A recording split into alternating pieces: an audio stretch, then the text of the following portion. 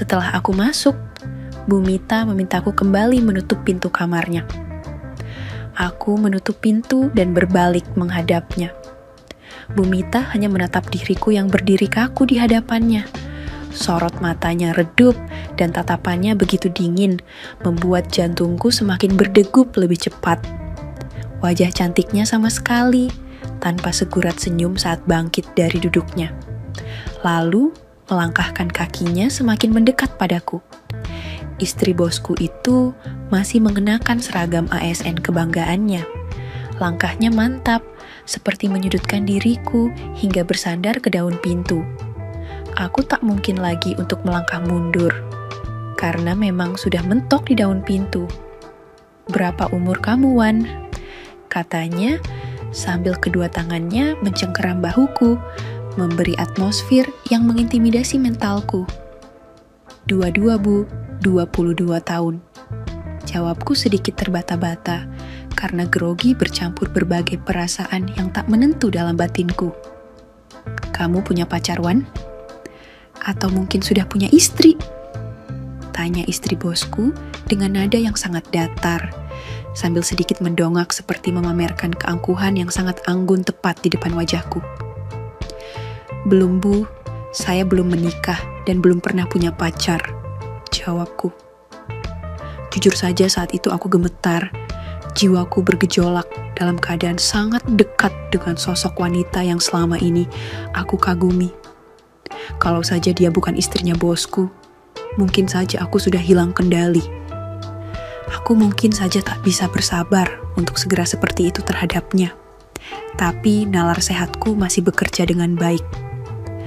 Nasibku malam itu ada di tangan Bu Mita. Hanya dia yang bisa memutuskan apakah aku akan benar-benar dipecat atau aku bisa diterima kembali bekerja pada bosku. Aku harus bisa menjaga sikapku. Walau sebenarnya aku mulai merasakan ada yang perlahan berubah pada diriku dan aku tak mampu mengendalikan perubahan itu. Mendengar jawabanku, Bu Mita semakin mendekatkan wajahnya. Aroma harum, nafasnya terhirup bersama tarikan nafasku. Matanya sedikit meredup, namun wajahnya tetap dingin tanpa senyuman, terlihat sangat tegas. Lalu dia berkata sangat lirih padaku. "Bagus, Wan, kalau begitu, sekarang kamu harus menjalankan tugasmu dan ingat, jangan sampai seorang pun tahu akan hal ini, kecuali Big Narsi pembantuku. Kamu bisa menjaga rahasia kan, Wan? Atau kamu sama saja dengan bos kamu, Wan?" Lelaki pengecut yang sudah tega mengkhianati wanita yang sangat mencintai dirinya. Tegas Bu Mita padaku. Aku tak langsung menjawab pertanyaannya. Anganku malah mengembara, membayangkan tugas yang harus aku jalankan. Masih teringat penjelasan Binarsis yang tadi, kalau malam ini Bu Mita ingin meminta bantuanku. Tapi yang aku heran, kenapa Bu Mita tidak langsung menyampaikan permintaan itu padaku saat itu. Lalu, ku jawab dengan balik bertanya padanya. "Iya, Bu, saya bisa jaga rahasia, tapi tugas apa yang harus saya lakukan untuk Ibu? Dan apakah jika saya menyelesaikan tugas itu dengan penuh tanggung jawab, maka saya akan diterima kembali bekerja pada bos saya, Bu?" Kataku memberanikan diri bertanya. Kini Bu Mita yang terdiam, tatapan matanya masih dingin tanpa senyuman. Pandangannya bergeser dari menatap wajahku, kemudian menunduk ke bawah.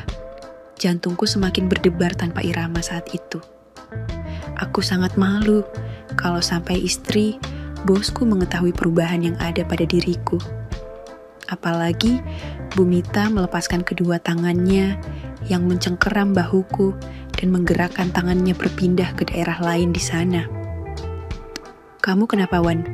Bukankah sudah disampaikan sama Big Narsi kalau saya memanggilmu ke sini karena saya nggak jadi memecat kamu dari pekerjaanmu?" "Saya mau minta maaf sama kamu, Wan, karena saya sudah salah sangka padamu." Sambil mengatakan hal itu, Bu Mita seketika berlutut, layaknya seorang yang benar-benar tulus, minta maaf dan berharap menerima maaf dariku. "Kamu mau kan memaafkan saya, Wan?" ujarnya lirih sambil menengadahkan wajah padaku. Kubuang pandangan ke bawah, sehingga tatapan kami bertemu. Aku hanya bisa mengangguk, menandakan aku memaafkannya, dan seketika segurat senyum manis terlihat di wajah cantik Bumita. "Makasih ya, Wan," bisiknya. "Iya, Bu, saya enggak perlu memaafkan Ibu, karena Ibu enggak pernah berbuat salah pada saya, Bu. Jangan berlutut seperti itu, Bu," balasku. Suasananya mulai menjadi sangat mendebarkan saat itu. Akan tetapi, aku dan Bumita jadi sama-sama terkejut ketika Big Narsi mengetuk pintu dan memanggil majikannya. "Bu, maaf Bu, ini minumannya mau ditaruh di mana, Bu?" tanya Big Narsi dari luar kamar. Sebelum melanjutkan kisahku, ini merupakan bagian seri keempat dari ceritaku ya kawan. Ada baiknya, kawan semua menyimak juga kisahku seri 1, 2, dan 3, supaya bisa nyambung dan memahami keseluruhan alur ceritanya. Malam itu, aku tiba di rumah bosku jam 7 malam lebih.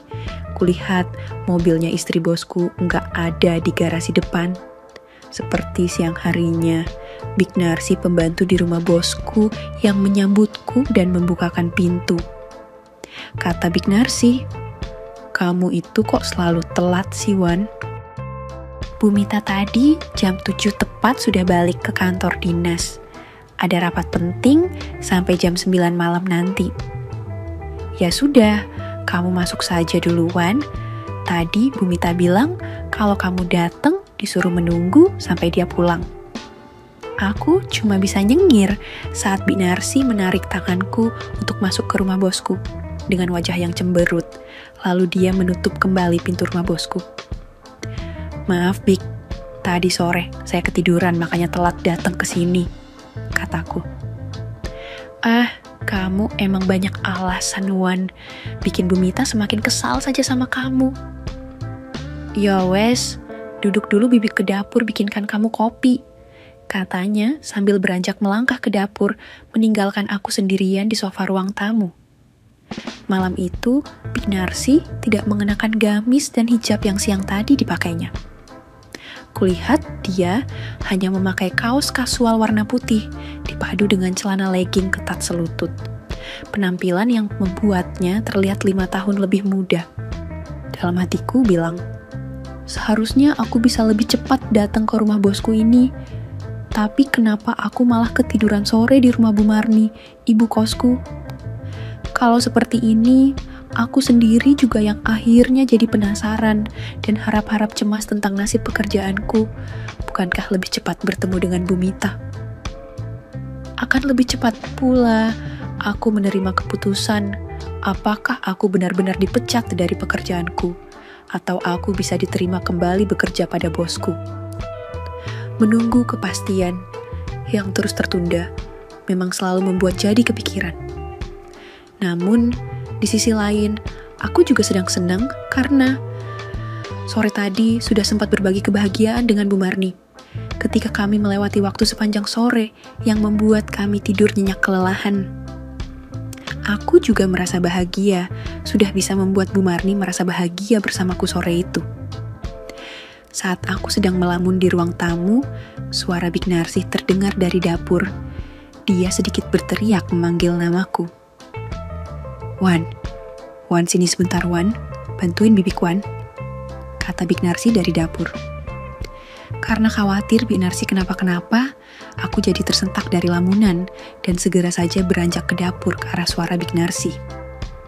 Tapi setelah sampai di dapur, Big Narsi malah gak ada di sana. Aku jadi bingung dia kemana, karena tadi jelas terdengar suaranya memanggil namaku.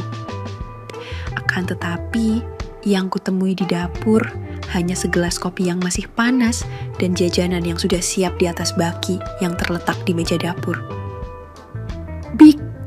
Bibik, di mana kok nggak ada di dapur?" ujarku memanggil dan mencoba mencarinya. Namun, Big Narsi malah kembali memanggilku dan waktu aku berbalik, ternyata Big Narsi memanggil diriku dari balik pintu kamarnya yang terletak di dekat dapur. Wajah Big Narsi mengulas senyum yang menggoda dari celah pintu kamarnya yang sedikit terbuka.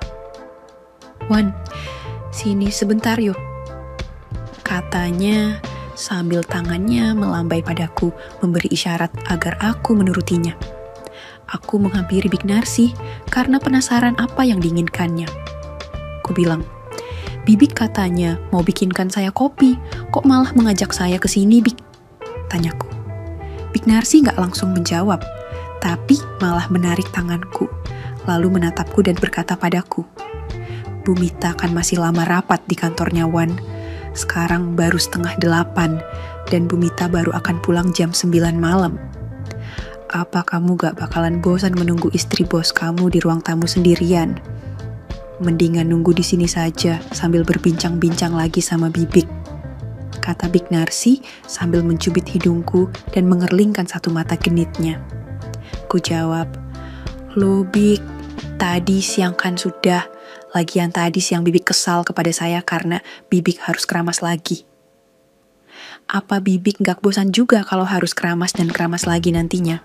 tanyaku. Namun Big Narsi malah ngotot dan kembali mencubitku. Entah kenapa, sikap Big Narsi yang manja dan agak kekanak-kanakan saat itu membuat diriku tak bisa menolak apa yang diinginkannya. Aku menurut saja ketika Big Narsi mendorongku hingga rebah di pembaringannya. Lalu dengan sigap dia menutup pintu dan melangkah menghampiri diriku. "Kamu kan nanti akan bertemu dengan Bu Mitawan dan kamu harus membantu masalah yang sedang dihadapi bos kamu. Sekarang, kamu harus belajar dulu gimana cara berbicara dan menghadapi Bu Mitawan. Lumayan loh, masih ada waktu 1 jam lebih, Wan." Big Narsi bilang begitu, lalu selanjutnya langsung saja seperti itu lagi terhadap diriku. Sudah jam 7:30 lebih, ketika akhirnya aku dan Big Narsi kembali berbincang akrab, seperti siang tadi di saat aku datang ke rumah bosku.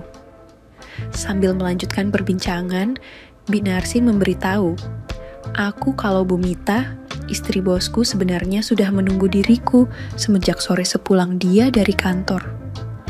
Bu Mita sepertinya sudah gak sabaran, Wan. Sepertinya dia ingin sekali seperti ini sama kamu, Wan. Sejak sore sudah mandi dan berdandan cantik, tidak seperti biasanya. Bibik yakin, Wan, Bu Mita sangat menginginkan kamu untuk bisa membantunya seperti ini, Wan. Bisik Big Narsi di saat kami sudah memulai pembicaraan inti kami seperti siang tadi. Aku hanya menatap wajah Big Narsi sambil membayangkan ucapannya tentang istri bosku. Lalu ku bilang, "Bibik, jangan menghibur hati saya saja. Jangan-jangan Bu Mita sudah gak sabar untuk memecat diri saya, Bik." "Sudahlah, Bik, gak usah membahas tentang Bu Mita lagi. Sekarang lebih baik membahas tentang Bibik sendiri. Apakah Bibik yakin perbincangan kita yang seperti ini tidak akan membuat suami dan anak-anak Bibik jadi merasa sedih di kampung halaman, Bik?" balasku. Mendengar pertanyaanku, Big Narsi yang sedang sibuk dengan kegiatannya di atasku jadi terhenti. Suara merdu Big Narsi yang sebelumnya terdengar mulai melengking mendadak hilang dan sepi. Aku bisa melihat kebimbangan dalam sorot matanya yang sedemikian dekat menatap diriku. Sepertinya pertanyaanku sedikit menyadarkan Big Narsi bahwa apa yang sedang kami perbincangkan bersama malam itu adalah sebuah pembicaraan yang keliru. Bibik tahuan, sebagai seorang istri dan ibu dari anak-anak Bibik harus bisa menjaga diri dan tidak sembarangan berbincang dengan lelaki lain seperti dirimu, Wan. Tapi Bibik juga gak mau Bibik bernasib sama seperti Bu Mitawan. Bibik gak mau menjaga kesetiaan Bibik, sementara suami Bibik di kampung halaman bisa saja sedang kepincut dengan wanita lainnya. Apalagi sudah 2 tahun ini Bibik gak pernah bertemu sama suami dan anak-anak Wan, bantahnya. Kusanggah perkataannya. Tapi Bik, bagaimana kalau Bibik sampai kenapa-kenapa karena berbincang dengan saya seperti ini? Saya juga merasa bersalah sama suami dan anak-anak Bibik. Kenapa saya mau saja menuruti keinginan Bibik, kataku. Ih kamu, Wan, nanya-nanya terus. Udah, Anterin Bibik sebentar saja, Wan, menuju puncak harapan Bibik. Bibik tahu kok, kamu juga sudah hampir selesai dan mengakhiri perbincangan ini, timpal Big Narsi. Waktu seperti berhenti saat itu, tidak ada lagi sanggah menyanggah dan perdebatan di antara kami. Semua berganti dengan senandung merdu yang dilantunkan Big Narsih bersama bunyi kaki pembaringan yang seakan bicara dengan bahasa mereka sendiri. Aku jadi mengingat pesan Bu Marni sebelum aku pergi ke rumah bosku. Ibu kosku itu sudah mewanti-wanti supaya aku tidak mengulangi kesalahanku bersama pembantu rumah tangga di rumah bosku. Namun semuanya sudah kulanggar sendiri. Aku merasa bersalah sudah mengingkari janjiku pada Bu Marni. Tapi jujur, aku juga heran kenapa aku tidak mampu menolak Big Narsih. Dan kenapa seperti ada dorongan dalam batinku untuk selalu mengulang kesalahan dengannya. Ketika anganku memikirkan apakah salah satu benar apa yang sedang terjadi, suara Big Narsih kembali menyadarkan lamunanku. Big Narsih membisikkan sesuatu yang tidak jelas ku dengar dan tak kupahami maknanya, sampai akhirnya dia sendiri yang menjelaskan. Bibik sudah sampai, Kwan. Kamu belum ya? Bisiknya. Belum sempat ku jawab, Big Narsih bicara lagi. Ya sudah, Wan. Kamu lanjutkan saja perbincangannya nanti dengan Bu Mita ya. Sekarang kamu ke depan, Wan. Bibik akan membawakan kopi dan jajannya untuk kamu di ruang tamu. Lagian, sudah hampir jam 9. Sebentar lagi, Bu. Mita pasti pulang dari kantornya, ujar Big Narsih. Iya, Big. Saya akan menunggu Bu Mita di ruang tamu. Tapi cepat bawakan saya kopinya ya, Big. Sudah dingin juga kopinya, karena Bibik mengajak saya berbincang lama sekali, Big. Jawabku. Kata Big Narsih. Untung kita sudah selesai berbicara berdua ya, Wan. Tuh baru aja kita omongin mobilnya, Bu. Mita sudah datang. Ya udah, buruan minum kopinya, Wan. Bibik mau bukakan gerbang untuk Bu Mita, katanya. Big Narsih meletakkan kopi dan jajan di meja untuk aku. Lalu dia sendiri beranjak keluar membukakan gerbang untuk istri bosku yang baru pulang. Aku jadi gelisah saat itu. Ku minum saja kopi dingin di depanku, menunggu istri bosku di ruang tamu. Tak lama kemudian, Bu Mita melangkah masuk dan langsung duduk di depanku. Ingatanku jadi kembali di saat beberapa hari lalu kami duduk dengan posisi yang sama. Ketika istri bosku itu memecat diriku tanpa memberitahukan alasan kesalahan apa yang sudah aku perbuat, sampai aku harus dipecat olehnya. Bu Mita masih mengenakan seragam dinasnya, hanya duduk menatapku dengan wajah yang kaku. Big Narsih yang menyusul masuk kemudian bertanya pada istri bosku, "Apa ibu mau Bibik buatkan air hangat untuk mandi, Bu?" Kata Big Narsih. "Gak usah, Big. Saya sudah mandi tadi di kantor sebelum pulang," balas Bu Mita. "Tolong bikinkan minuman lagi saja, Big. Buat saya dan juga buat dia," tegas Bu Mita. Big Narsih bilang, "Siap, Bu." Kemudian beranjak ke dapur untuk membuatkan minum yang diminta majikannya. Aku jadi gemetar berada di hadapan istri bosku itu, tak berani membalas tatapannya ke arahku. "Maaf, Bu, saya terlambat datang ke sini tadi." Hanya itu yang mampu aku katakan padanya. Bu Mita menarik nafas, lalu berkata, "Ya sudah, nggak apa-apa, yang penting kamu mau datang," balasnya. Sudah jam 9 lebih saat itu, Bu Mita langsung to the point menanyakan padaku tentang kebohongan Pak Heru suaminya yang juga merupakan bosku. Dia bertanya, apakah aku mengetahui dan mengenal wanita bernama Sari yang menjadi istri simpanan bosku. Aku pun menjelaskan semuanya, bahwa aku sama sekali tidak tahu menahu akan urusan pribadi bosku. Aku juga baru tahu kalau Pak Heru diam-diam sudah menikah lagi dengan wanita lain tanpa sepengetahuan Bu Mita. Lalu kata Bu Mita, "Baguslah kalau kamu tidak terlibat dan bersekongkol dengan bos kamu. Sekarang saya mau meminta bantuan dari kamu, Wan." Sudah disampaikan kan oleh Big Narsis sebelumnya? Sambil mengatakan hal itu, wanita yang masih sangat cantik di usia 34 itu bangkit dan melangkah ke kamarnya. "Ikut saya, Wan, kita bicarakan di dalam saja," katanya dengan nada tegas tanpa senyum sedikit pun. Aku awalnya ragu, benarkah Bumita menyuruhku mengikuti langkahnya ke kamar? Tapi Bumita kembali menegaskan padaku dengan gerakan kepalanya yang seperti memerintah aku. Pikiranku jadi tak karuan mengembara kemana-mana saat itu. Apalagi Big Narsi bilang kalau Bumita ingin aku membantunya agar dia dan Pak Heru bosku bisa segera memiliki keturunan. Pernikahan mereka yang selama ini tak bisa memiliki keturunan yang menjadi penyebab Pak Heru sampai tega menduakan istrinya yang cantik itu. Bosku malah diam-diam menikahi Mbak Sari, walau Mbak Sari itu masih sah sebagai istrinya Bang Rudi, petugas security di kantor bosku. Daya pikirku yang cuma tamatan SMA benar-benar enggak mampu menalar semua masalah yang ada dalam rumah tangga bosku itu. "Yuk Wan, apalagi sih yang kamu tunggu?" Suara Bumita terdengar memanggilku. Setelah aku masuk, Bumita memintaku kembali menutup pintu kamarnya.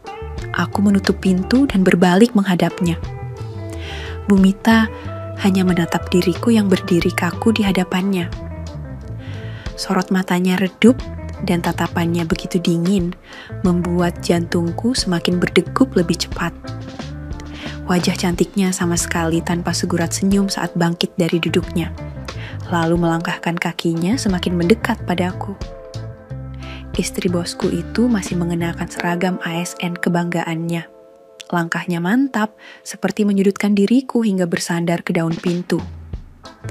Aku tak mungkin lagi untuk melangkah mundur, karena memang sudah mentok di daun pintu. "Berapa umur kamu, Wan?" katanya sambil kedua tangannya mencengkeram bahuku, memberi atmosfer yang mengintimidasi mentalku. 22 Bu, 22 tahun, jawabku sedikit terbata-bata, karena grogi bercampur berbagai perasaan yang tak menentu dalam batinku. "Kamu punya pacar, Wan? Atau mungkin sudah punya istri?" tanya istri bosku dengan nada yang sangat datar, sambil sedikit mendongak seperti memamerkan keangkuhan yang sangat anggun tepat di depan wajahku. "Belum Bu, saya belum menikah dan belum pernah punya pacar," jawabku. Jujur saja saat itu aku gemetar, jiwaku bergejolak dalam keadaan sangat dekat dengan sosok wanita yang selama ini aku kagumi. Kalau saja dia bukan istrinya bosku, mungkin saja aku sudah hilang kendali. Aku mungkin saja tak bisa bersabar untuk segera seperti itu terhadapnya. Tapi nalar sehatku masih bekerja dengan baik. Nasibku malam itu ada di tangan Bumita. Hanya dia yang bisa memutuskan apakah aku akan benar-benar dipecat atau aku bisa diterima kembali bekerja pada bosku. Aku harus bisa menjaga sikapku, walau sebenarnya aku mulai merasakan ada yang perlahan berubah pada diriku dan aku tak mampu mengendalikan perubahan itu. Mendengar jawabanku, Bumita semakin mendekatkan wajahnya. Aroma harum nafasnya terhirup bersama tarikan nafasku. Matanya sedikit meredup, namun wajahnya tetap dingin tanpa senyuman, terlihat sangat tegas. Lalu dia berkata sangat lirih padaku, "Bagus Wan, kalau begitu sekarang kamu harus menjalankan tugasmu dan ingat jangan sampai seorang pun tahu akan hal ini, kecuali Big Narsi pembantuku." "Kamu bisa menjaga rahasia kan Wan? Atau kamu sama saja dengan bos kamu Wan?" Lelaki pengecut yang sudah tega mengkhianati wanita yang sangat mencintai dirinya, tegas Bumita padaku. Aku tak langsung menjawab pertanyaannya. Anganku malah mengembara membayangkan tugas yang harus aku jalankan. Masih teringat penjelasan Big Narsi siang tadi kalau malam ini Bumita ingin meminta bantuanku. Tapi yang aku heran, kenapa Bumita tidak langsung menyampaikan permintaan itu padaku saat itu. Lalu ku jawab dengan balik bertanya padanya. Iya Bu, saya bisa jaga rahasia, tapi tugas apa yang harus saya lakukan untuk Ibu? Dan apakah jika saya menyelesaikan tugas itu dengan penuh tanggung jawab, maka saya akan diterima kembali bekerja pada bos saya, Bu? Kataku memberanikan diri bertanya. Kini Bu Mita yang terdiam. Tatapan matanya masih dingin tanpa senyuman. Pandangannya bergeser dari menatap wajahku, kemudian menunduk ke bawah. Jantungku semakin berdebar tanpa irama saat itu.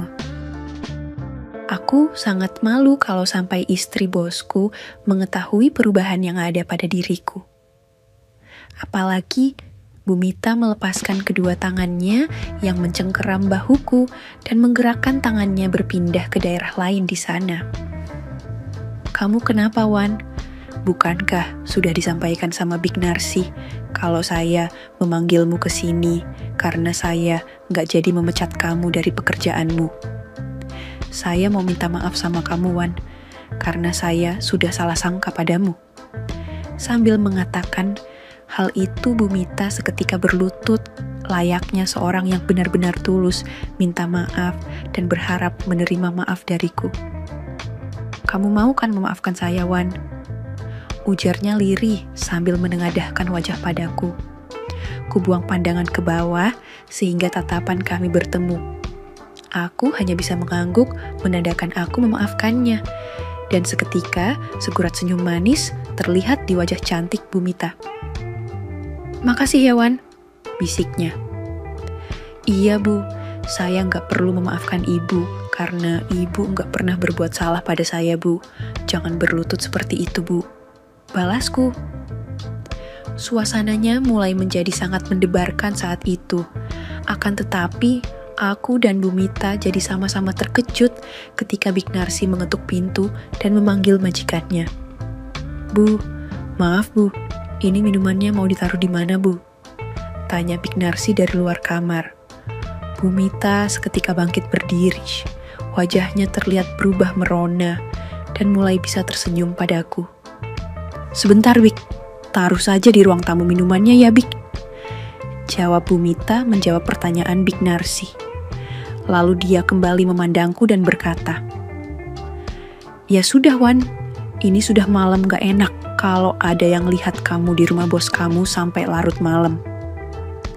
Besok saya akan menghubungi kamu lagi ya, Wan. Sekarang kita ke depan. Kasihan Big Narsi sudah capek membuatkan kita minuman, kata Bu Mita. Ku jawab, iya Bu. Lalu aku hendak berbalik membuka pintu kamar supaya kami bisa keluar.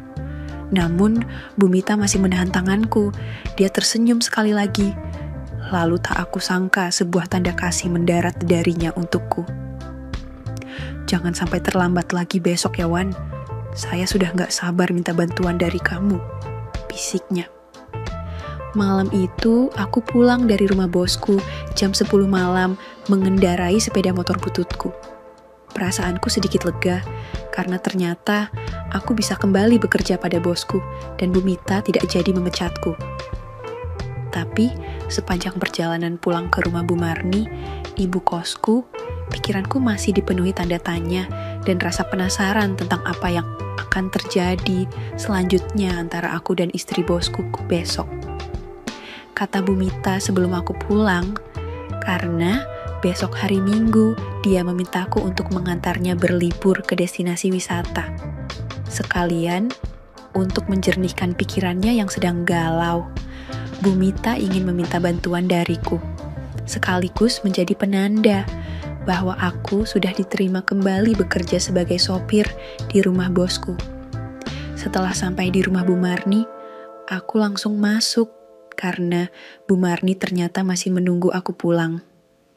Bu Marni tersenyum padaku saat membuka pintu dan bilang, "Kita langsung makan malam ya, Wan.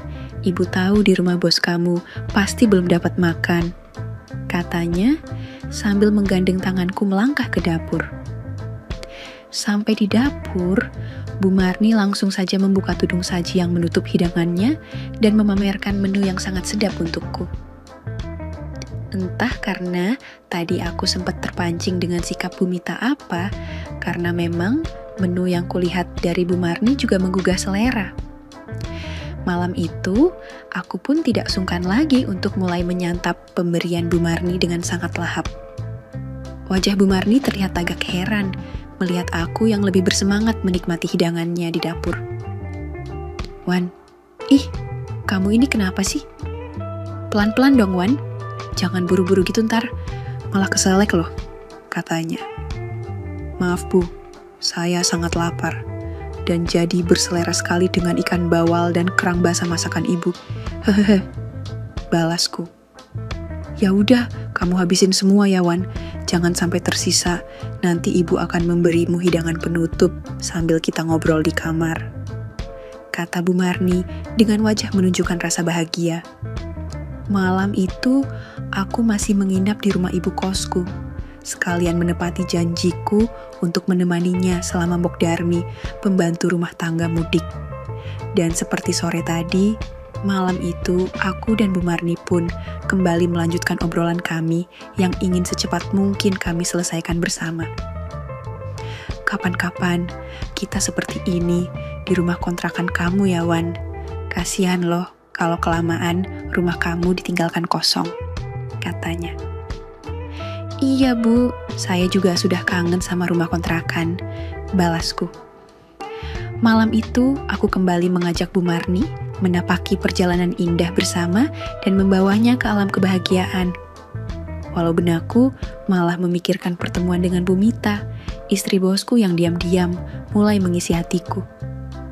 Begitulah kisahku kawan. Di hari keempat bosku berada di Jakarta, aku bisa merasa lega karena aku ternyata tidak jadi dipecat oleh istrinya. Namun, di saat yang sama, lembar hidupku semakin dipenuhi pengalaman hidup yang cukup rumit. Terima kasih sudah mendengar ceritaku. Nantikan kelanjutan kisahku selanjutnya. Sampai jumpa lagi kapan-kapan. Oke, segitu dulu untuk kali ini, dan semoga kalian bosku semua terhibur hari ini ya. Sekali lagi, tidak pernah lupa Mimin ingin mengingatkan bahwa tidak ada maksud untuk merusak moral. Tapi di sini, kami selaku admin channel Makiem hanya berbagi pengalaman dari viewer saja, yang tentu saja tidak untuk ditiru. Terima kasih sudah mau mendengarkan kisah nyata ini. Ambil baiknya dan buang buruknya dari cerita kisah ini. Semoga hal seperti ini tidak terjadi kepada kita semua bosku, dan semoga kita semua dilindungi dari mara bahaya. Amin ya rabbal alamin. Terima kasih dan sampai jumpa di cerita selanjutnya. Jangan lupa like, komen, share, dan subscribe.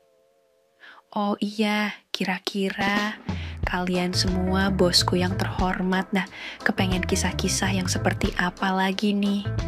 Tolong berikan komentar-komentar kalian di video ini ya.